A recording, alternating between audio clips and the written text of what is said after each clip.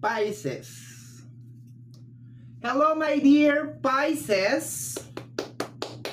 Second half of July. This is from July 16 hanggang sa katapusan, mga my dear Pisces. And this is a general reading. Mag-reminder lamang tayo, mga my dear Pisces, na ang gagawin natin ngayon ay general reading, so hindi po ito 100% na magre-resonate para sa ating lahat. So please, mga my dear, lower your expectation pagdating po sa mga general reading. Angel message muna tayo, mga my dear Pisces.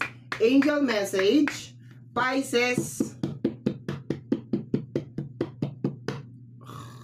Natulog. Okay, my dear Pisces. Pisces.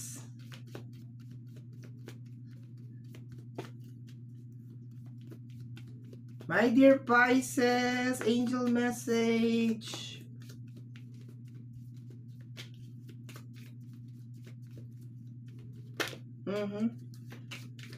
Ayun.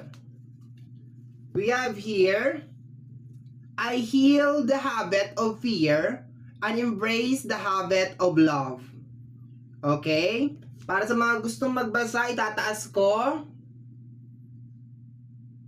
Okay?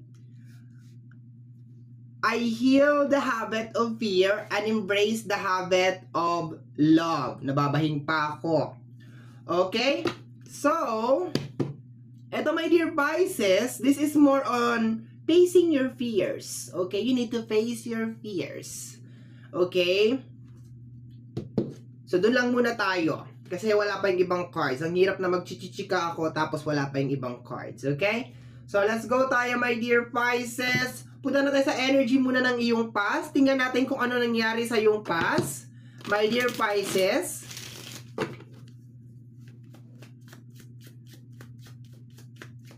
Energy ng past para sa ating mga my dear Pisces. We have here the 10 of diamonds. Okay? Ay, diamonds. Flowers pala yan. Sorry naman. Kailan pa naging diamonds ang flowers? Okay? So, sa energy ng 10 of flowers, nakukuha ko dito, my dear, is related sa struggle. Okay? So, struggle sa mga bagay na gusto mong mangyari, my dear. Yun ang nakukuha ko dito.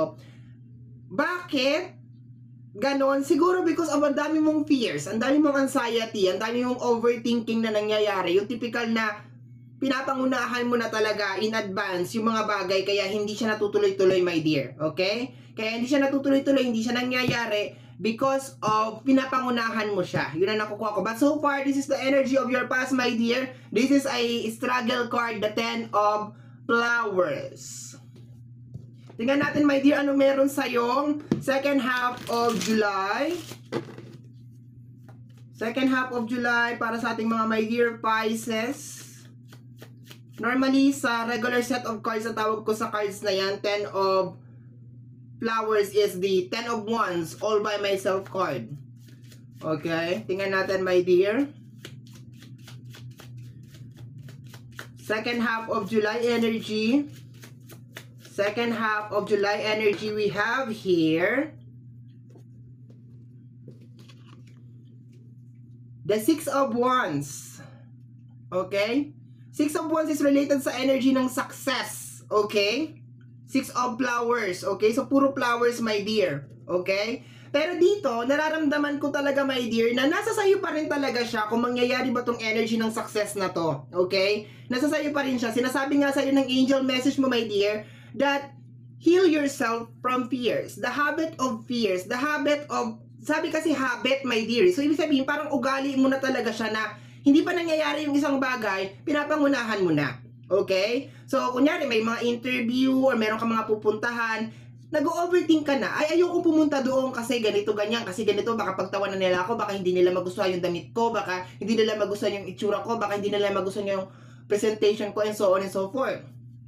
But, so far, my dear, nakukuha ko dito na merong success na parating sa'yo sa second half of July as long as you will learn how to, like, embrace it. Embrace na ganun talaga sa buhay natin. Kumbaga, we cannot please everybody. No, yun ang nakukuha ko na energy, parang imposible na lahat ng tao sa mundo ay magugustuhan ka. Imposible.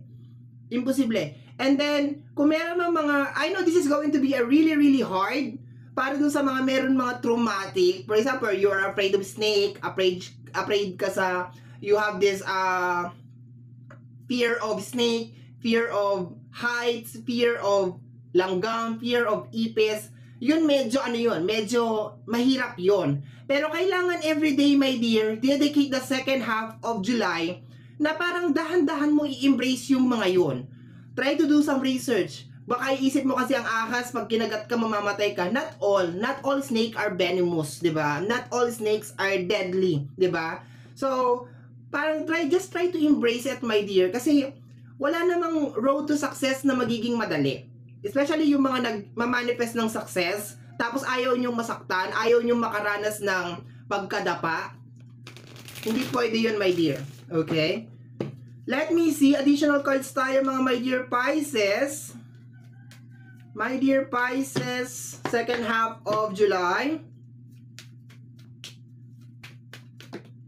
First card, actually dalawang card to, is the energy of the Hierophant and the Eight of Cups. Okay? Hierophant is energy of spiritual awakening. Okay?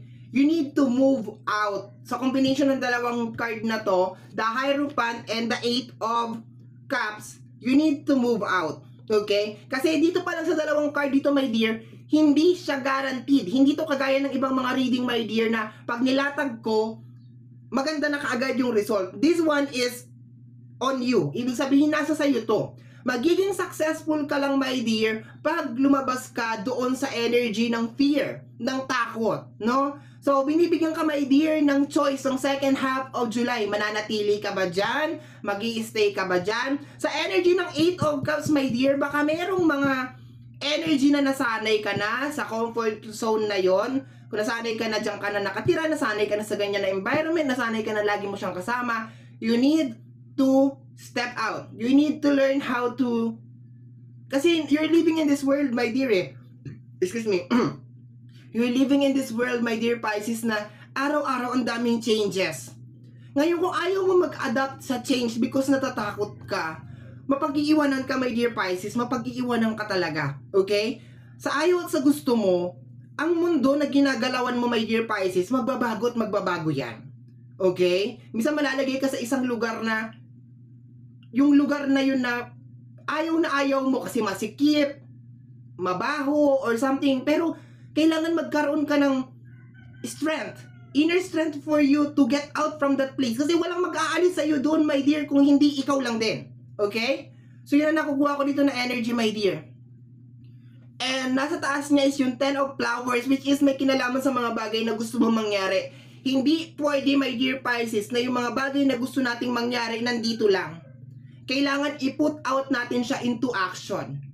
Ngayon, yung iba sa, naranasan ko, my dear, nararamdaman ko yan, madalas, na minsan parang pinapangunahan ko yung mga bagay, paano kung hindi mag-work, hindi talaga yan mag-work, my dear, kung hindi mo umpisahan. You need to have this mind over matter na energy na, life is, ayoko gamitin yung term na life is short Life is so precious na hindi mo subukan yung isang bagay. Dahan-dahan ko tinatanggal yan yung word na life is short, kasi hindi naman talaga short ang life, no? Life is precious na hindi mo subukan yung mga bagay-bagay, my dear Pisces. Life is so precious. Ayaw mo sumakay ng Ferris wheel, ayaw mo sumakay ng roller coaster, ayaw mo magpunta ng zoo kasi takot kasi snake.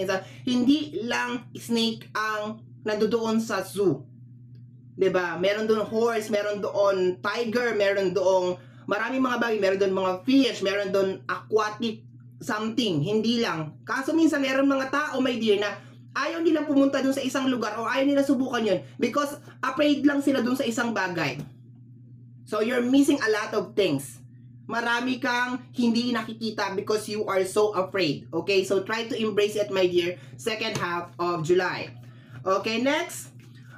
Pumapasok, my dear, relationship. Baka yung iba sa inyo ay kinakailangan mag-step out sa relationship. Sinasabi ng card na to, my dear, mahirap to, mabigat to. Kasi Hierophant is energy of relationship too. Marriage, okay, union, connection. And kung makikita mo doon, my dear, may dalawang angel sa taas. So, nakukuha ko yung energy na there's a tendency na yung iba sa inyo ay kinakailangan ng makipaghiwalay. Posibleng hiwalay na literal or posible na humiwalay ka lang through emotion. Huwag ka na masyadong ma-involve sa mga kaartihan at kadramahan nga sa buhay. Kasi posibleng blockage mo siya. Additional information yun or additional energy na nakukuha ko dito, my dear, because of the energy of the Hierophant at saka nung dalawang angel dun sa taas na magkaharap, and then 8 of Cups. Kaya nakuha ko na posible yung iba sa inyo ay kinakailangan ng mag-detach sa energy ng relationship. Okay, let's go, my dear. Additional cards tayo, my dear Pisces. Pero pakiramdam ko dahil Cups yung 8 of Cups, my dear, 8 of Cups to connected sa energy ng emotion. Posible, my dear, na second half of July, kung sa relationship natin to ilalagay, huwag ka masyadong maging hands-on. Yung typical na may problema siya, ikaw yung susolusyon. Yun na nakukuha ko kung sa relationship. Pero kung may kinalaman sa mga bagay na gusto mo mangyari sa buhay mo, just remove the habit of fear. We have here the Knight of Pentacles. You need to move, my dear. Hindi titigil yung mundo para sa'yo. Malungkot ka, meron ka pinagdadaanan, sawi ka, or may nangyari sa'yo na something very traumatic in the past, hindi titigil ang mundo para sa'yo, my dear Pisces. Iikot ka nang iikot ka. Gaya na sinabi ko kanina, araw-araw there is a changes in this world. At pag hindi ka matutong makipagsabayan doon sa changes na yon, kasi you are hurt, you are like this, inapi ka, galing ka sa ganito, galing ka sa ganyan, so on and so forth, mapag-iiwanan ka. Magigising ka isang araw, wala ng tao sa paligid mo. Kasi bakit? In-embrace mo yung fears. Okay? In-embrace mo, masyado kang nag-self-pity. Iwasan mo yan. Okay? Or masyado kang nasanay, my dear, na nakasandal ka lang sa isang tao, nandiyan lang siya all this time. Guess what, my dear? Lahat tayo mawawala sa mundong to, una-unahan. So you need to program yourself na anytime soon, maski gano'n mo kamahal yung isang tao, mawawala at mawawala yan. That's true. Ang harsh, di ba? Let's go tayo, my dear. Let's go.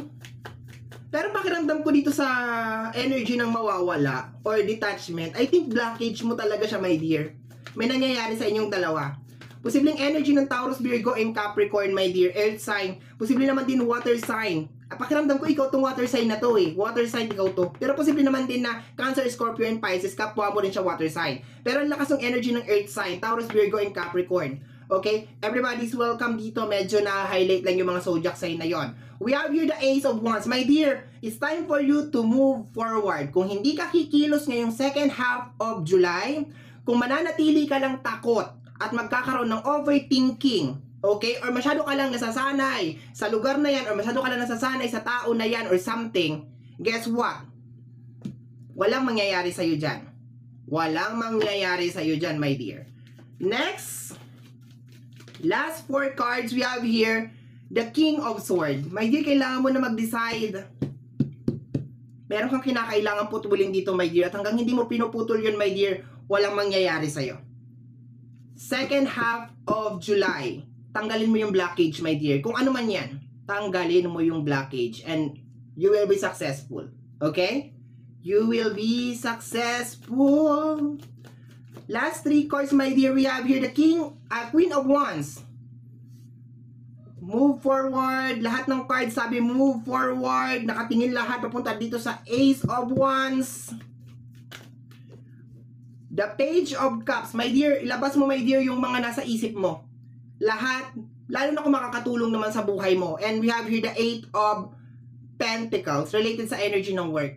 Alam mo, my dear, yung nakukuha ko dito, yung isang experience ko sa buhay, isang napasukan ko na trabaho na yung amo ko mismo, may-ari na nung pinagkatrabahuan ko, nangangailangan siya ng mascot. Yung mascot, yung magsusuot ng mascot, my dear, and wala siyang makuha na magsusuot ng mascot kasi walang nakakakuha nung gusto niya mangyari doon sa mascot na yon. Yung action and everything. Alam mo, ang ginawa niya, siya mismo yung pumasok doon sa mascot. Siya mismo yung nag-mascot. Kahit na marami siyang, siguro, takot siya sa close, meron siyang takot sa close, yung sarado or something like that. Trinay niya. And, hanggang ngayon, okay pa rin naman yung business niya. Sometimes, you need to face your fears. Kasi sigurado ako kung hindi niya ginawa yun, wala na yung negosyo niya ngayon. And I think hindi lang yun yung sakripisyo na ginawa niya, my dear. I think marami pa kasi nag-resign na ako doon sa trabaho na yun eh. 1.5 years lang ako doon sa trabaho na yun, something like that. Pero I'm really sure kung nagawa niya yung isang bagay na yun na ayaw niyang gawin, marami pa siyang kayang gawin nung nawala na ako. Nung umalis na ako doon sa company na yun. Okay? Bottom deck of the card, my dear, is the 6 of Wands. Ayun yun, the 6 of Flowers, my dear. Congratulations sa magkakaroon ng mga awakening at malalaman yung mga blockages nila in life. Congratulations sa mga mape-face nila yung kanilang mga fears. You will be successful very soon. Yes! May Fool card, may Page of Wands. Success is coming, my dear, and the World card. Congratulations, my dear Pisces. Okay? So, my dear Pisces, yan ang reading mo para sa iyong second half of July. Somehow, my dear, kung nagustuhan mo ito, especially kung napadaan ka lang, don't forget to subscribe. Pakiclick lamang po notification bell para ma-update ka sa aking mga upload. And free to like, free to share, free to comment sa lahat ng ating mga videos. Once again, my name is RJ, also known as Apo J. Maraming salamat po. And until next time, bye-bye! Thank you, my dear.